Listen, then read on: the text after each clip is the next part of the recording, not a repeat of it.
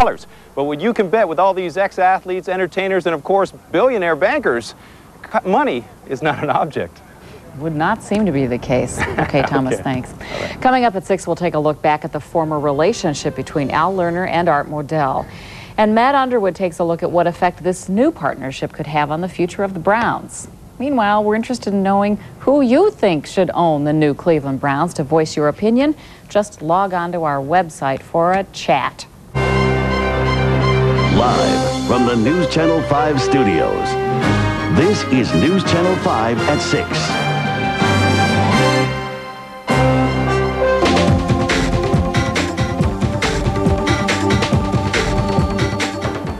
Millionaires, business leaders, celebrities, Hall of Famers, and former hometown heroes. It's a mix of money, might, and football savvy as several teams scramble to buy the Browns.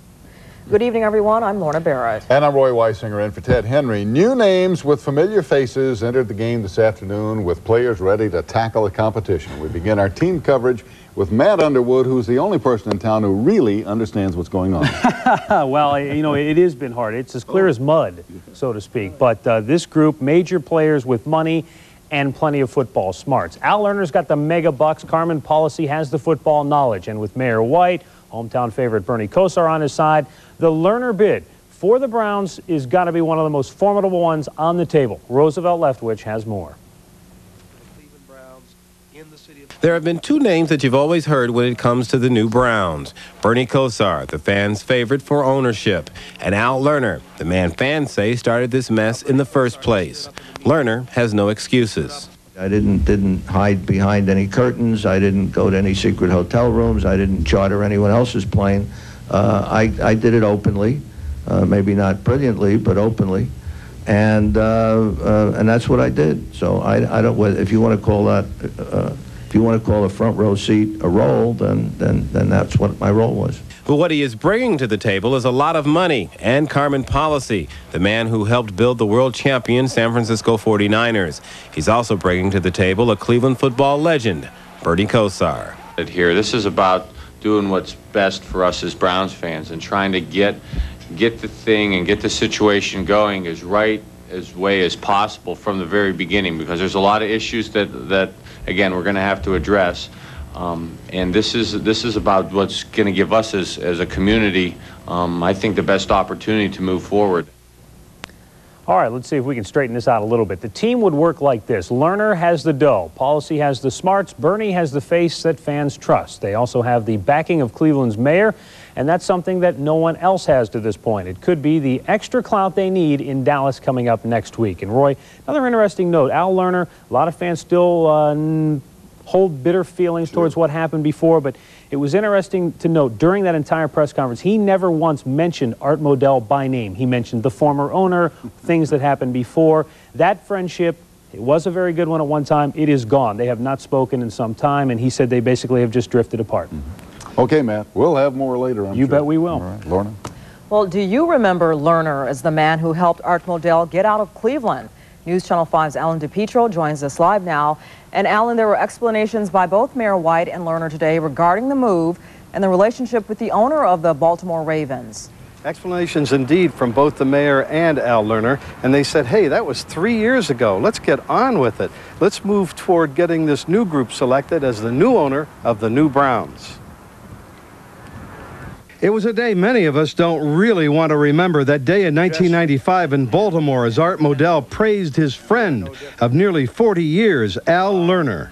My friend of many years, and associate, a man whose presence has been felt in a very, very major way here in Baltimore and in Maryland, Al Lerner. Clevelanders have believed that Lerner helped Modell leave town, but Lerner says he was helping a friend in trouble, and that relationship has become stone cold.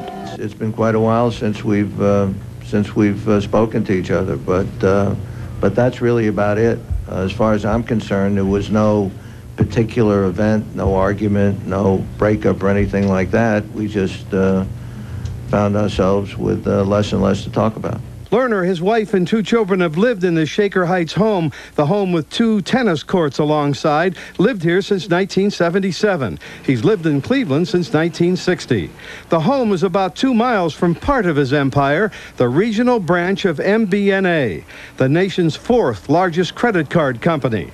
Lerner's personal wealth is estimated at $2.5 billion, and he operates a lot like Indians owner Dick Jacobs. He does things quietly, is not ostentatious, and selects good people to run his empire.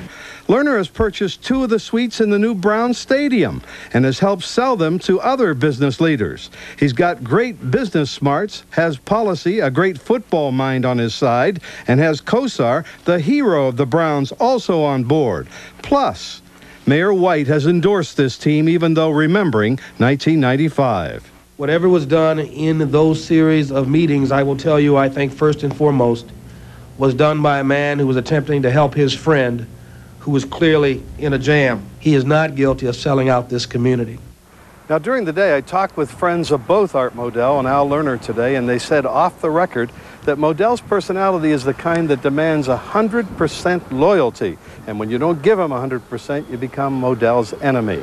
Well, since Modell moved the Browns to become the Ravens of Baltimore, the friendship that once was pretty good between Lerner and Modell has now gone into deep freeze. Alan, thank you. Sure. So who do you think should own the new Cleveland Browns? To voice your opinion, log on to our website at Newsnet 5. Right now, we're holding a discussion about who should be the new owners of the Browns. And we want to tell you the NFL owners meeting will get underway in Dallas, Texas next week. News Channel 5 will have complete live coverage beginning on Monday.